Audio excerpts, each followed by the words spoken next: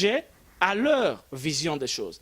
Lorsque le Fonds monétaire arrive, on vous demande même de diminuer, de réduire les salaires par exemple, on vous demande même de diminuer votre masse salariale, de diminuer par exemple l'équipe par exemple des technocrates qui entourent le président de la République. On a vu le cas dernièrement au Gabon où le président de la République a été obligé d'enlever la moitié des conseillers qu'il avait parce qu'il fallait donc respecter les exigences du FMI. Donc il y a beaucoup de choses que les gens ne comprennent pas. Un président de la République arrive, il a fait beaucoup de promesses. La réalité sur le terrain, qu'il n'y a pas d'argent, s'il n'y a pas d'argent, on va aller voir les institutions internationales. Mais ces institutions-là vous donnent des normes. Vous disent, nous conditionnons par exemple notre argent ou nos prêts à ceci ou à cela.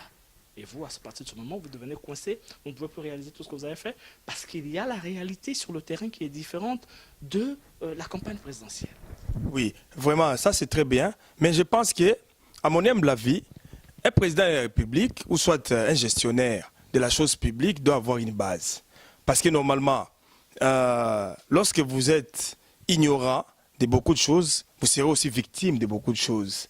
C'est ce que nous avons en Afrique, c'est les problèmes que nous avons. Nous avons des chefs d'État, la plupart d'eux n'ont pas totalement une bonne base, dans le sens que si vous êtes mûr, ou soit si vous avez des connaissances, vous n'avez pas intérêt à être mal conseillé. Parce qu'il y a des conseillers malicieux parmi les conseillers. Ne pensez pas que lorsque vous êtes entouré de conseillers, vous aurez toujours des bons conseils. Non. Vous aurez aussi des conseils qui peuvent vous entraîner dans des terrains beaucoup plus dangereux. Donc, imaginons un président de la République qui ne connaisse pas, par exemple, les définitions de certains termes. Hein? Prenons par exemple le PPTE. Le président de la République ne sait pas qu'est-ce que c'est. Prenons par exemple les pays pauvres très endettés. Ils ne connaissent pas ça signifie quoi. Pourquoi on a classé par exemple les pays dans les PPTE. Par exemple, prenons les présidents ou soit les gestionnaires ne connaissent pas l'autarcie. Par exemple, on dit que votre pays a une économie qui est tournée vers l'étranger. Donc l'autarcie. Ils ne connaissent pas qu'est-ce qui fait qu'il y ait autarcie dans une économie dans les pays. Vous voyez, parce que si les présidents n'arrivent pas, ou soit ne connaissent pas beaucoup de choses, le président va faire la gâchis. C'est ça ce qui peut-être que nous retrouvons en Afrique. Il y a des présidents qui sont là, mais qui n'ont pas le temps d'être formés et informés. Voilà, peut-être. Je veux d'abord, je veux rebondir, Marcel, en disant ceci, que Shadari a un handicap. D'abord, je dirais que Shadari va avoir un handicap, c'est qu'au niveau même de sa plateforme ou de sa formation politique, ou encore de cette FCC, l'homme ne fait pas l'unanimité. Vous aviez dit qu'il a été nommé.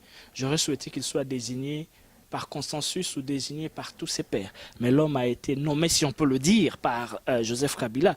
Et le vrai problème aujourd'hui avec Joseph Kabila, c'est que l'homme n'était pas prêt. Jusqu'à la dernière minute, nous n'étions pas sûrs, comme on était en train de le dire, partira, ne partira pas, sera-t-il candidat, ne sera-t-il pas candidat. Donc c'est donc forcé c'est par la force des choses que nous avions eu le dauphin, que d'autres par ironie ont appelé le Ndakala, ou encore tous ces noms que nous avions entendus, puis on dit à gauche, à droite. Bon, le plus important ici, c'est que nous avions un dauphin au niveau de la majorité présidentielle. Et l'homme ne fait pas l'unanimité au sein de la majorité présidentielle. Il y a des remous, il y a ceci. Et l'homme bénéficie ou encore va traîner avec lui le passif de Joseph Kabila, puisqu'il est le dauphin de Joseph Kabila. Il sera jugé par rapport à ce que Joseph Kabila a fait. Est-ce que le bilan de Joseph Kabila est bon pour la République démocratique du Congo? Là est toute la question. Est-ce que les populations ont été contentes de ce que Kabila a fait? Là est toute la question. Donc le plus important aujourd'hui, je pense que c'est que nous allions à une élection avec le dauphin de M. Kabila.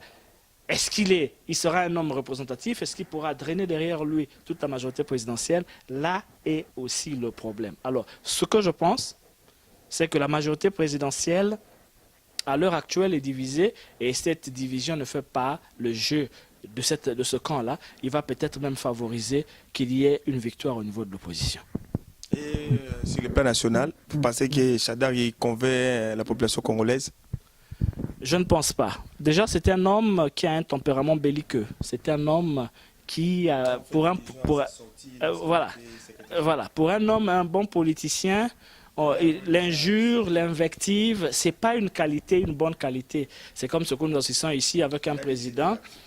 Un lapsus, ben, j'espère que ce genre de comportement ne seront plus l'apanage de l'homme politique de premier plan qu'il est devenu aujourd'hui.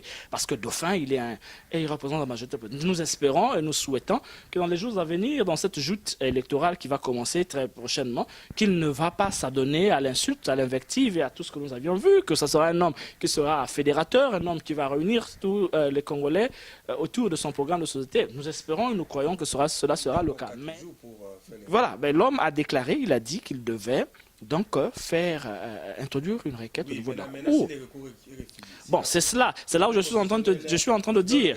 C'est là où je suis en train de dire, j'espère que Jean-Pierre Bemba, même si sa candidature est rejetée, qu'il va donc suivre la chaîne légale, c'est-à-dire faire recours. Si on rejette sa candidature, j'espère qu'ils pourront, en tant qu'acteurs politiques, s'asseoir avec les autres pairs de l'opposition pour dire, écoutez, on ne va pas ou on ne va plus mettre le pays à feu et à sang parce qu'un individu n'a pas eu sa candidature retenue. On est d'abord, avant tout, des compatriotes. On aime les pays, on est des patriotes, on aime nos pays. En aimant le pays, on doit aussi travailler dans le sens d'éviter que le pays puisse sombrer dans le désordre ou dans le chaos. Ça, c'est cette opinion ou bien cette vision n'engage que moi.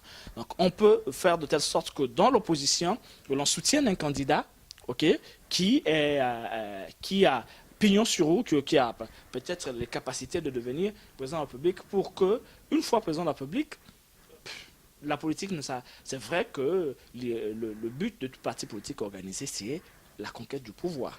Même si on n'a pas eu le pouvoir au niveau de la présidence de la République, mais on peut être président de l'Assemblée nationale, président du Sénat.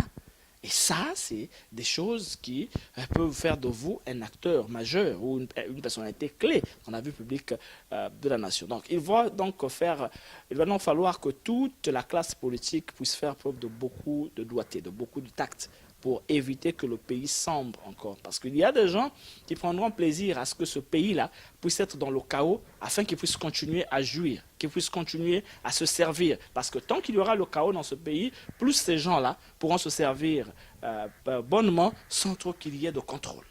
Mais oui, sur Média de la Place, nous avions lu Jean-Pierre Bemba dit que, selon ce qui est écrit, après les recours, s'il n'y a pas un résultat escompté, il va faire recours à d'autres moyens. Selon vous, quels seraient ces d'autres moyens? Bon, on ne va pas spéculer sur les autres moyens parce que Jean-Pierre Bemba est le seul à connaître dans sa tête quels sont les moyens auxquels il est en train de faire État. Ces moyens peuvent être des moyens qui sont déterminés, qui sont reconnus par la Constitution. Mais par exemple, la désobéissance civile est un moyen qui est constitutionnellement reconnu. C'est un droit. Pourquoi est-ce qu'on pense seulement à ce qui est mal? Ça peut ne pas être cela.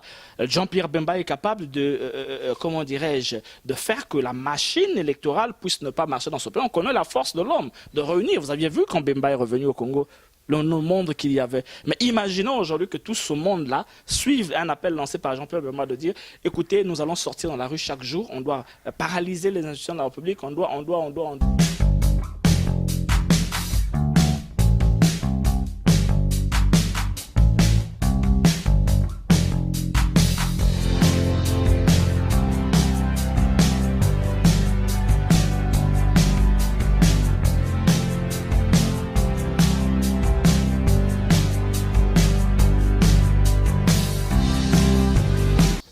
Merci beaucoup, chers téléspectateurs ou téléspectatrices de Tout Savoir Télévision. Merci énormément de suivre nos publications, nos émissions. Nous sommes très heureux.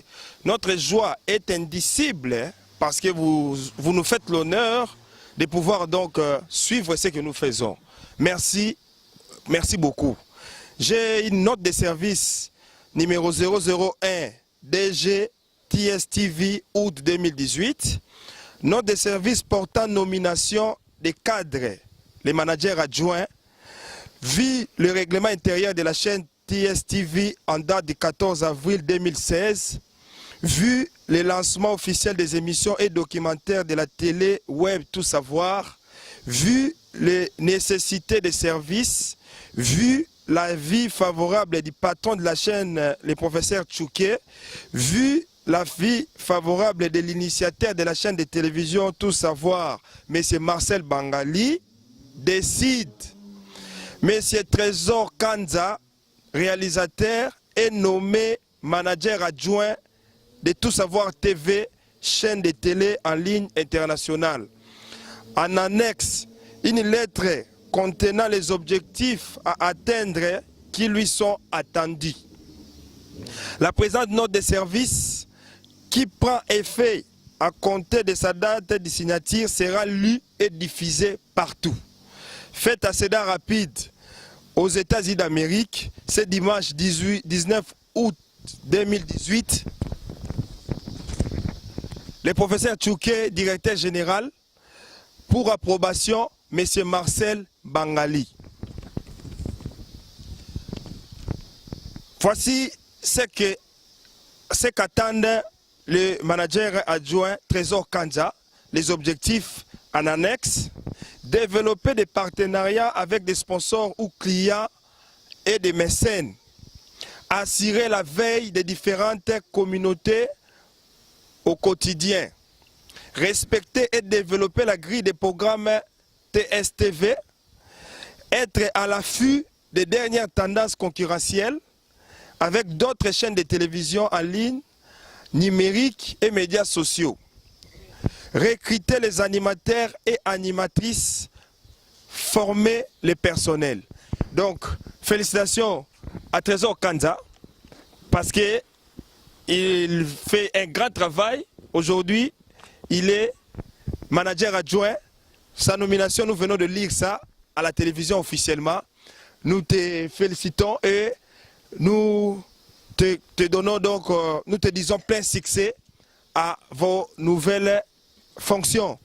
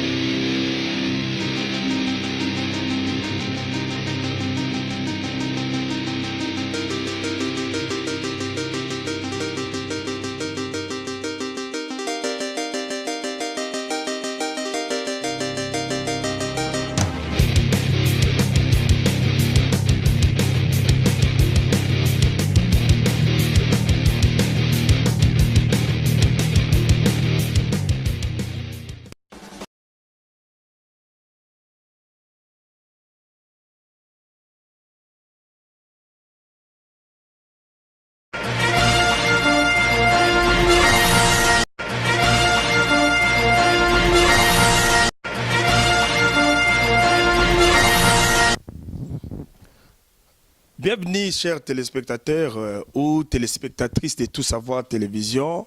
Soyez les bienvenus dans ce numéro spécial concernant l'actualité politique en République démocratique du Congo. Nous sommes très préoccupés par les événements qui se passent actuellement en République démocratique du Congo, pays situé en Afrique centrale, entouré de 9 voisins, l'Angola, le Rwanda, la République sœur du Congo-Brazzaville, la Tanzanie, le Zambie, l'Ouganda et le Burundi, ainsi que la République centrafricaine. Au nom de toute l'équipe de Tout Savoir Télévision, très chers téléspectateurs, nous vous présentons cette émission spéciale aujourd'hui parce que nous voulons analyser ce qui se passe actuellement. Qu'est-ce qui se passe? On parle des élections en République démocratique du Congo. Il y a des élections qui se déroulent. Le processus électoral est en train de se dérouler. La machine est en marche. Les gens doivent connaître qu'est-ce qui se passe, qu'en est-il de ce processus électoral qui est chapeauté ou conduit par M. Corneille Nangaa, le président de cette commission dite la CENI. Donc, bref, aujourd'hui, nous allons faire cette analyse pour essayer de contourner l'actualité, de voir les grands points qui, justement, fait cette actualité. Je ne serai pas seul sur ce plateau, chers téléspectateurs. Nous serons avec un analyste politique. Il sera en même temps retenu ici, dans cette chaîne de télévision Tout Savoir TV, pour commencer à vous faire des analyses politiques. Son nom, c'est Martial Boulingui. Donc, nous les souhaitons déjà le bienvenu parce que notre chaîne de télévision est une chaîne qui ouvre la porte à tout ce qui a des idées, à tout le monde qui veut faire quelque chose pour l'intérêt de ce que nous, de tout le monde que nous servons, de cette population que nous sommes en train de servir. Nous sommes une chaîne de proximité et nous voulons vraiment que notre grille de programmes soit garnie des bons programmes, soit remplie des bonnes émissions pour votre bonheur. Je remercie notre manager adjoint et réalisateur de cet élément, très cher téléspectateurs, M. Trésor Kanza, qui fait un grand travail. Et je remercie aussi tous les directeurs de Tout Savoir Télévision qui sont là, en train toujours de penser comment nous allons faire avancer cette chaîne. Je vois là les directeurs des finances, Eric Bitoumois, ainsi que celui des productions, Jean-Francis Mongoulou. Mon nom, c'est Marcel Bangali. Je suis le présentateur attitré de cette chaîne de télévision Tout Savoir. Je suis très content aujourd'hui parce que nous allons, sur ce plateau, parler des problèmes de la République démocratique du Congo, principalement les élections qui se passent actuellement, les processus électoraux. Est-ce que les gens sont d'accord avec ces processus électoraux? Est-ce que les choses se passent comme elles étaient prévues? Est-ce que les gens vont vraiment voter? Les candidats qui sont là, méritent-ils d'être vraiment réélus ou élus? Parce que d'autres sont déjà en train d'exercer certaines fonctions, d'autres ont déjà exercé, d'autres n'ont pas encore mis la main dans la chose publique. Maintenant, la population se demande qui elle doit jeter son dévolu. Parce que normalement, nous ne devons pas rester calmes à ce qui concerne la nation. La République démocratique du Congo est un pays qui regorge beaucoup de ressources humaines, qui regorge beaucoup de ressources naturelles, riches, sous-sol et sol, plénipotentiellement riches. Alors nous ne devons pas blaguer avec ces pays, nous ne devons pas prendre les problèmes de la République démocratique du Congo à la légère, parce que c'est un pays qui représente beaucoup d'enjeux sur le plan continental et international. Bref, lorsqu'on est Congolais de la République démocratique du Congo, nous devons être fiers parce que notre pays, c'est la lumière même de l'Afrique. Ce n'est pas moi qui dis ça, c'est France Panon qui avait déjà dit que l'Afrique a la forme d'un revolver, dont la gâchette se trouve dans l'Afrique centrale, précisément en République démocratique du Congo. C'est-à-dire lorsque quelqu'un, écrivain et philosophe comme lui, avait déjà dit ça à ce temps-là, il y a plusieurs décennies passées, ça signifie que la République démocratique du Congo, les problèmes de la République démocratique du Congo, nous ne pouvons pas traiter ça comme on traitait un problème de notre pays, non. Nous devons mettre de l'accent sur ça, parce que la République démocratique du Congo n'est pas n'importe quel pays, très chers téléspectateurs. Merci pour cette introduction que je vous ai faite, pour vous permettre de comprendre que c'est très sérieux ce que nous voulons faire maintenant. Et vous devez aussi à la maison penser à cela et retenir de bonnes choses. Je vais directement appeler M. Martial Boulingui, que je vais recevoir maintenant. Si vous pouvez venir, M. Martial. Bon après-midi, M. Martial. Merci beaucoup, merci. Vraiment, je suis très content de vous recevoir parmi nous. Je suis aussi content, autant pour moi. Oui, l'équipe Tout Savoir Télévision est très contente parce que vous avez été inspiré de venir rejoindre l'équipe. Au nom de toute l'équipe Tout Savoir, nous sommes très heureux de vous avoir parmi nous et nous espérons que votre expertise va contribuer non seulement à l'essor de cette chaîne, mais aussi va aider beaucoup de nos téléspectateurs à maîtriser maintenant la politique. Comment ressentez-vous par rapport à cette lourde charge qui vous attend? C'est pour moi un plaisir d'être parmi vous, aussi d'être au service des téléspectateurs de Tout Savoir TV. Cette charge que vous me donnez est une charge énorme, mais je veux essayer, à un temps soit peu, d'être à la hauteur de vos attentes ou à la hauteur de tous les téléspectateurs qui sont fidèles à notre télévision Tout Savoir TV. Donc, je ne veux peut-être pas me jeter des fleurs. Nous allons, comme on le dit, juger le maçon au pied du mur. Nous allons juger les maçons au pied du mur. Ça, c'est le langage de notre cher confrère Martial Boulingui. Je pense que vous aurez l'habitude de voir ces grands messieurs, cet analyste maison, qui va commencer à vous faire des analyses. Au sommaire de cette émission, très chers téléspectateurs, nous allons parler du processus électoral en République démocratique du Congo. Quels sont les enjeux? Nous allons aborder aussi les problèmes des rejets des 6 candidats. Normalement, ils étaient 26.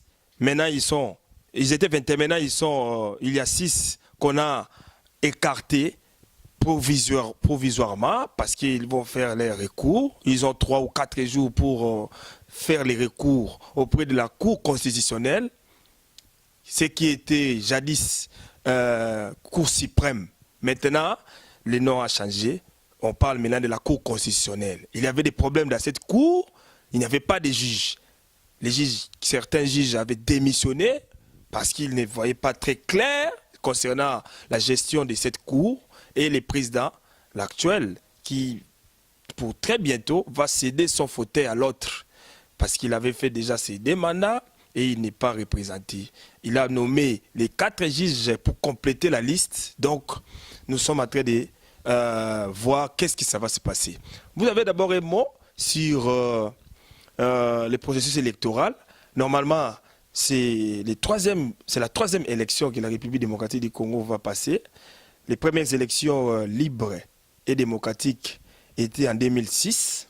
C'était d'ailleurs les premières présidentielles et c'était dans tous les niveaux, présidentiels nationaux et communaux, présidentiels nationaux et provinciaux.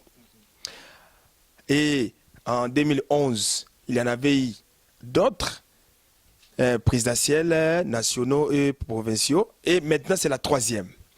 Avez-vous d'abord un mot par rapport à cette façon dont la République démocratique du Congo commence maintenant à s'habituer aux élections et qu'est-ce que vous direz par rapport à ça? Bon, d'abord, je veux, pour commencer, dire que dans chaque pays démocratique organisé comme la RDC, les élections devaient donc obéir aux dispositions constitutionnelles. Parce que normalement, dans la Constitution, un mandat est défini dans tout son sens, c'est-à-dire la durée du mandat, comment est-ce que ceux qui vont être en charge de la chose publique doivent être élus. Et tout cela est déterminé et défini par la Constitution. Bon, malheureusement, après les 2 précédentes élections, on devait assister, il y a 2 ans de cela, à une élection présidentielle. Mais malheureusement, le calendrier n'a pas été respecté. Nous savions tous ce à quoi on a été confrontés. Se présentera pas, l'élection va avoir lieu, n'aura pas lieu. Nous avions eu des discussions, des accords, et on se rappellera encore de l'accord de la Saint-Sylvestre qui a été arraché donc, grâce à l'Église catholique et toutes les confessions religieuses se sont réunies pour essayer un peu de pousser la classe politique à se réunir, à s'entendre et à définir en temps réel un chronogramme pour que les élections puissent avoir lieu. Bon, ceci étant, bien que cela a pris beaucoup de retard, mais nous espérons tous que décembre sera peut-être la bonne période pour que toute la classe politique puisse se jeter dans la bataille électorale et qu'au sortir de cette élection, que nous puissions avoir un homme qui conduira donc la destinée de ce grand pays que j'appelle continent, parce que c'est ce grand pays à l'allure d'un continent avec son sous-sol sauvagement riche. Alors nous espérons que ce pays-là aura la chance d'avoir un homme qui conduira aux destinées de ce pays. Normalement, lorsque il y a des élections, c'est pour voter les représentants du peuple. Hein? Pour ceux qui vont nous suivre, on n'organise pas des élections pour rien. On organise des élections pour voter les représentants du peuple, pour que celui-ci puisse mettre en application tous les desiderata que la population présente, tous les problèmes de la population. Ces députés ou ce monsieur qui va représenter cette population-là doit réaliser point par point, raison pour laquelle on organise des élections. Bon, nous devons d'abord faire les rappels historiques, parce que normalement, en 2006, il y a eu les premières élections libres et démocratiques en République démocratique du Congo, des élections qu'on appelle des élections à suffrage universel. Les gens viennent, prennent les cartes de vote, les bulletins de vote, ils posent dans les urnes, et puis à la fin on fait les comptages et on publie les résultats. Celui qui a plus de voix est celui-là qui est vainqueur. Bon, normalement c'était ça que les gens avaient connu en 2006 et en 2011. Mais tout à coup, en 2018, les lois changent. Ce n'est plus ça maintenant. Avez-vous un commentaire d'abord sur les élections au suffrage universel? Bon, moi je pense que c'est d'abord le système par excellence, ça c'est de mon point de vue, parce que les populations sont appelées à élire de manière directe leurs représentants. Alors dans l'autre système, celui que nous allons assister très prochainement, où on va élire les grands électeurs, ce sont en quelque sorte les grands électeurs qui vont élire le président. C'est un tout petit peu coincé, un tout petit peu compliqué. Je ne m'aventurerai pas trop dans ce débat. Bon, j'espère seulement que c'est un système qui sera accepté, qui donnera des bons résultats dans le futur pour ce pays-là. Maintenant, vous êtes pour le système au suffrage universel ou vous êtes pour les systèmes au tour unique? C'est-à-dire, on vote d'abord les représentants et puis c'est à eux de voter les présidents de la République. Quel est les bons systèmes pour vous? Ou soit, quel est le bon système pour la population? Je vous ai dit tout à l'heure qu'il était pour moi important que les populations puissent s'exprimer directement en élisant le dirigeant qu'ils veulent. Mais si aujourd'hui l'État, cet État qui est souverain, qui est indépendant, a décidé qu'il fallait en quelque sorte voter, c'est grand que ceux qui vont être en charge de la chose publique doivent être élus et tout cela est déterminé et défini par la Constitution. Bon, malheureusement, après les deux précédentes élections, on devait assister il y a 2 ans de cela à une élection présidentielle, mais malheureusement le calendrier n'a pas été respecté. Nous savons tous ce à quoi on a été confrontés, se présentera pas, l'élection va avoir lieu, n'aura pas lieu.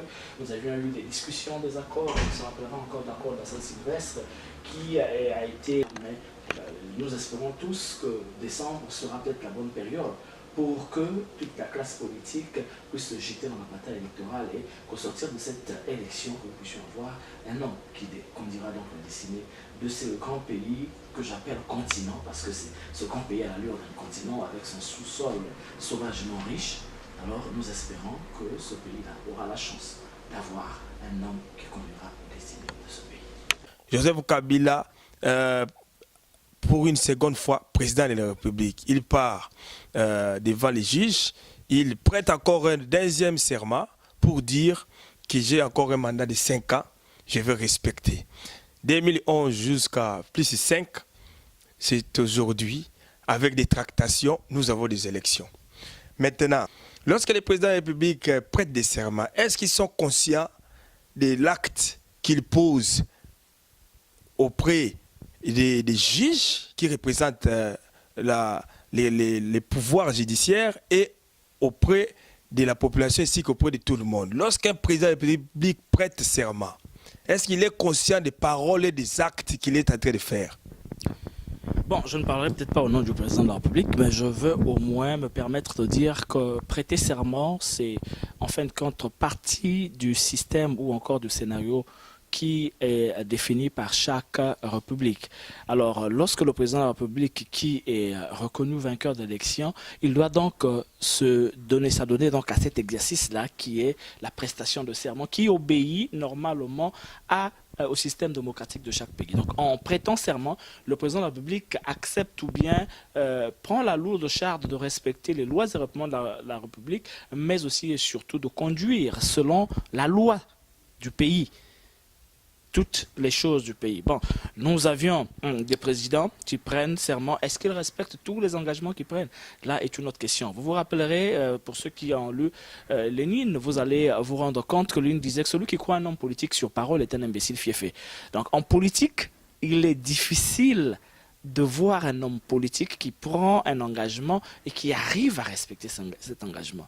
En politique, on fait beaucoup de promesses, mais on les réalise très souvent pas, ou on les réalise partiellement.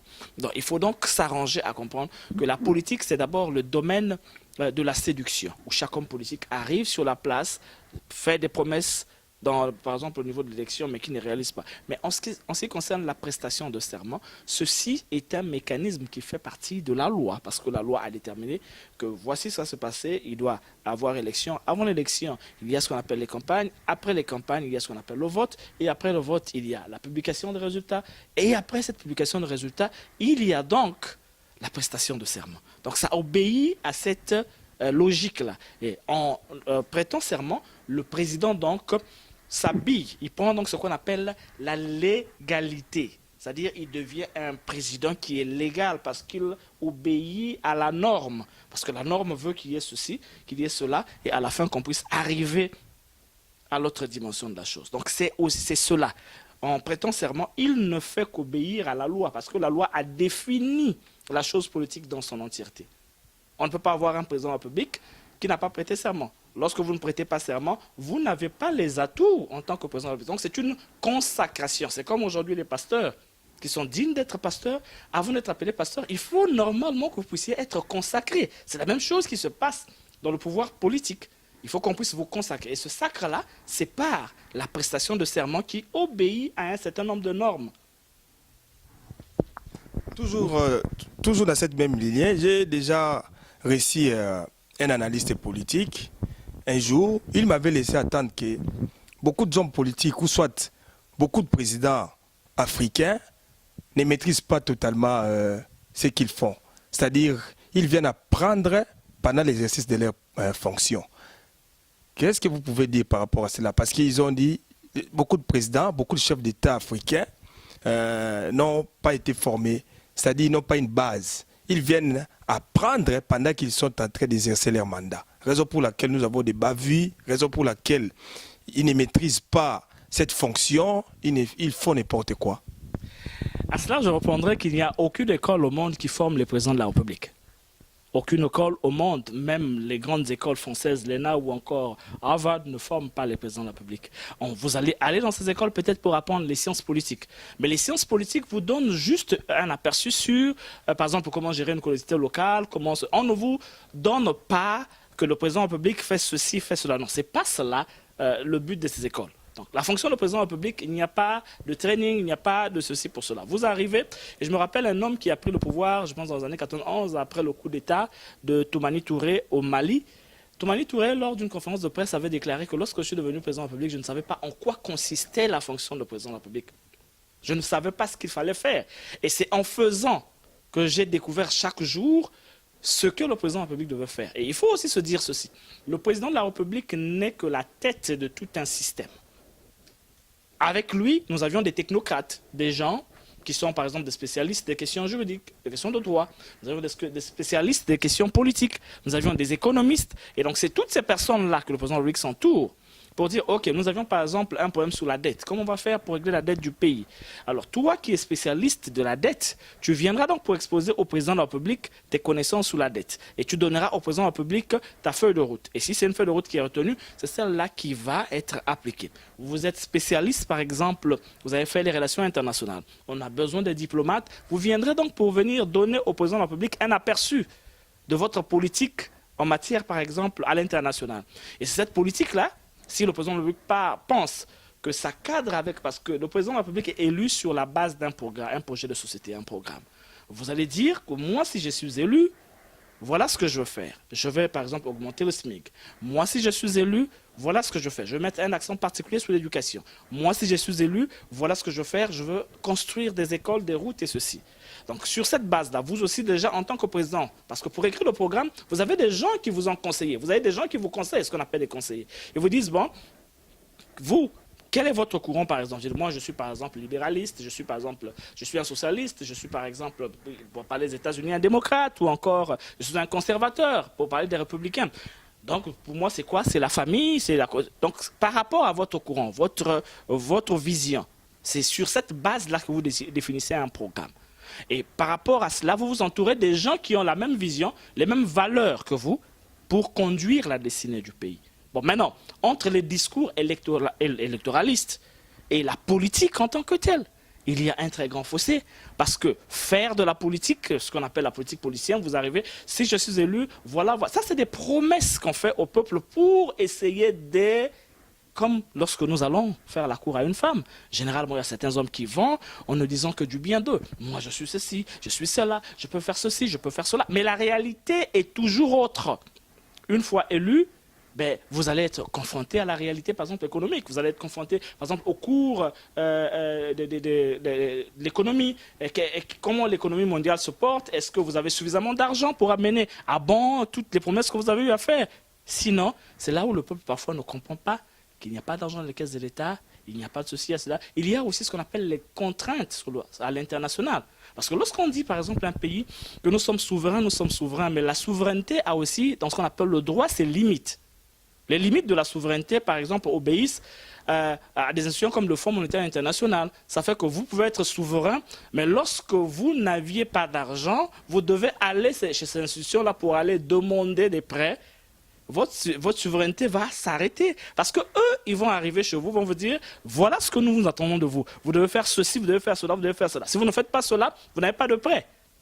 Donc votre politique est donc désormais sujet à leur vision des choses.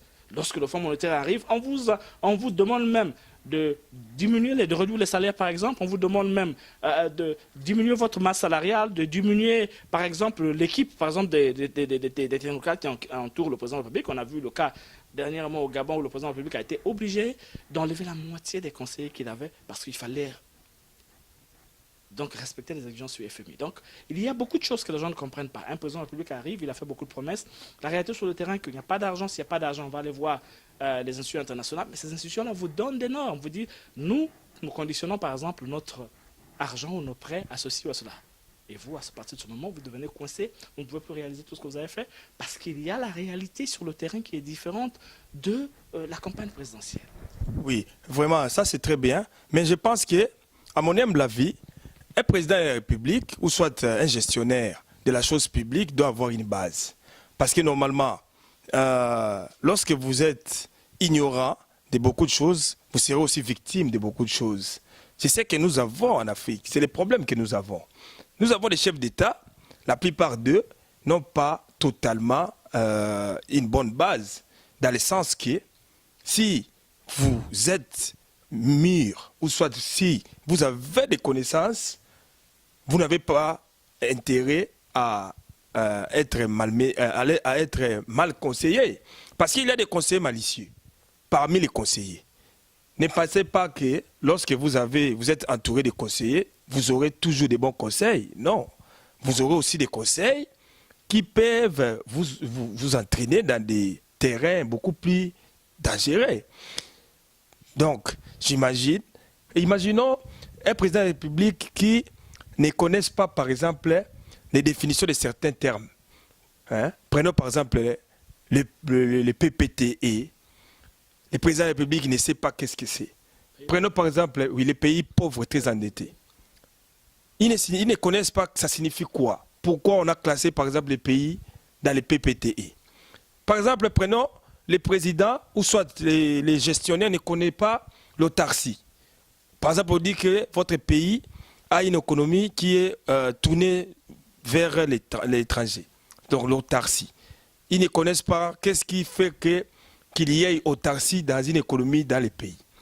Vous voyez, parce que si les présidents n'arrivent pas, ou soit ne connaissent pas beaucoup de choses, le président va faire la gâchis. C'est ça ce qui peut-être que nous retrouvons en Afrique. Il y a des présidents qui sont là, mais qui n'ont pas le temps d'être formés et informés. Voilà, peut-être.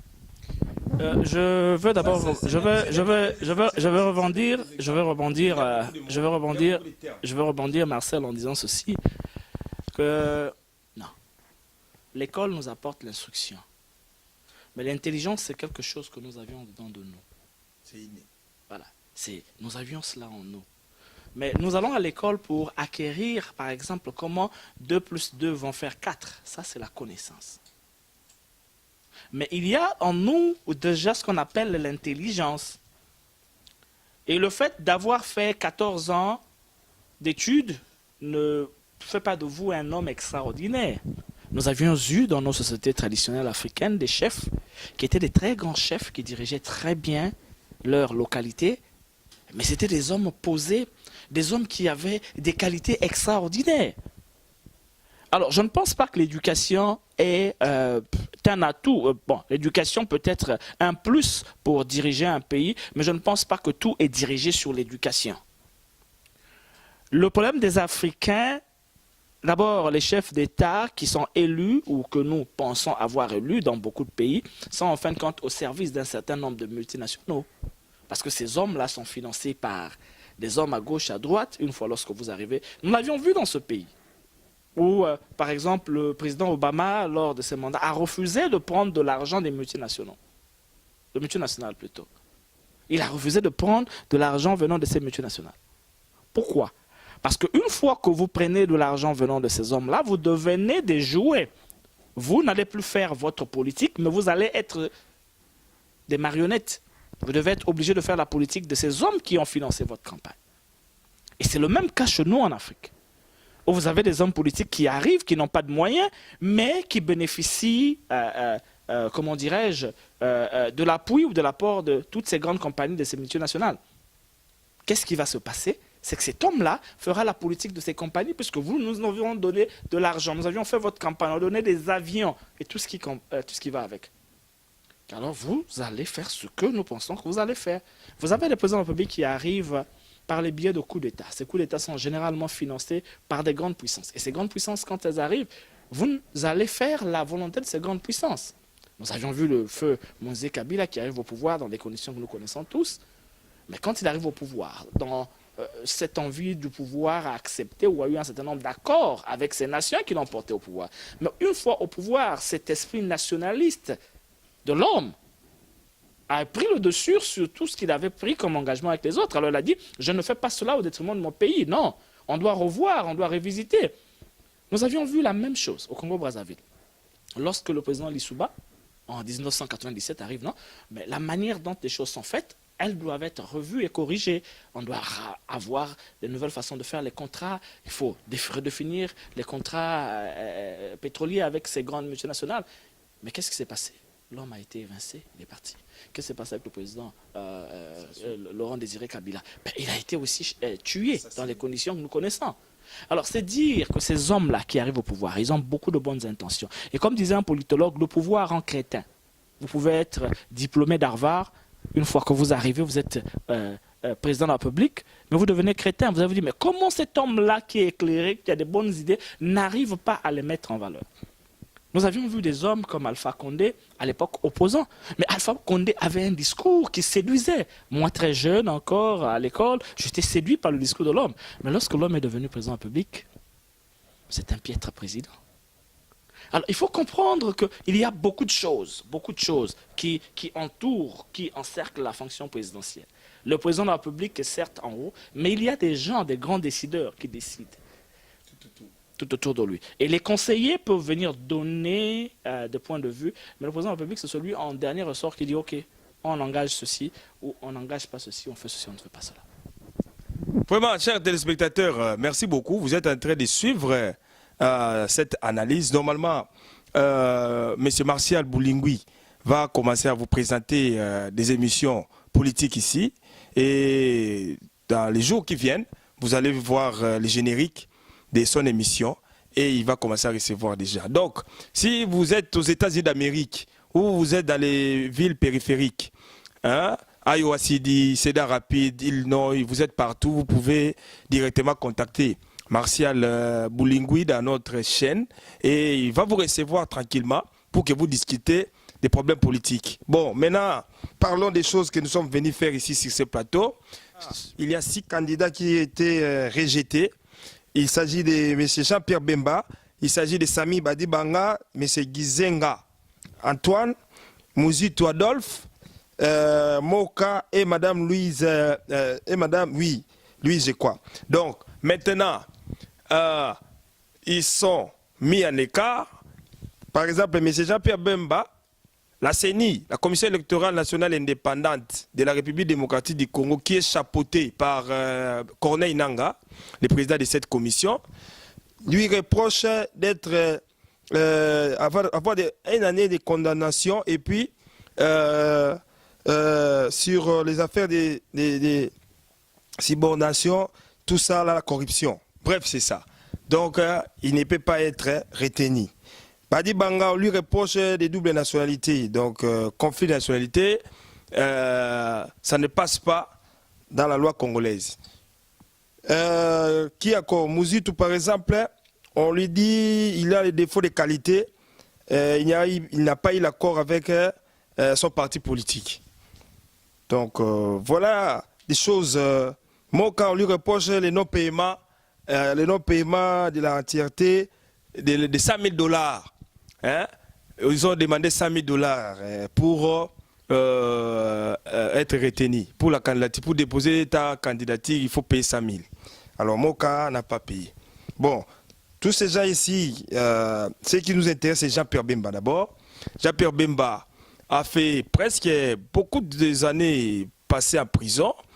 Il est revenu, il est allé déposer sa candidature. Tout à coup, on lui refuse sa candidature comme motif, il est préjudiciable. Quelle est votre analyse sur le rejet de la candidature de Jean-Pierre Bemba? Mon analyse ou encore mon point de vue sur le rejet de la candidature de Jean-Pierre Bemba, je suis un tout petit peu, ça c'est personnel, un tout petit peu choqué.